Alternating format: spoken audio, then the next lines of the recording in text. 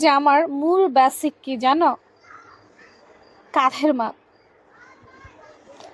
তুমি গলাটা পছন্দ মতো নিলেও কাপটা তোমাকে বুঝে শুনে নিতে হবে, এবং মহড়ার যেই মাপটা সেটা বুঝে শুনে নিতে হবে, কারণ আমাদের এক একজনের হাতের বা বাহুর এক এক রকম।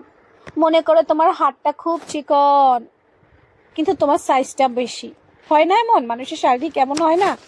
হয়।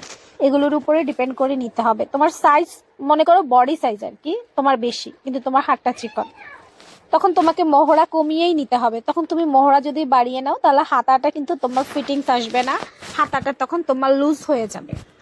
আবার কিছু কাস্টমার আছে যাদের হাতের বাহুটা একটু চওড়া, তারা যদি আবার তোমার বাহুটা বা মহড়াটা কমিয়ে নেয় তখন কিন্তু আরো ঝামেলায় পড়বে।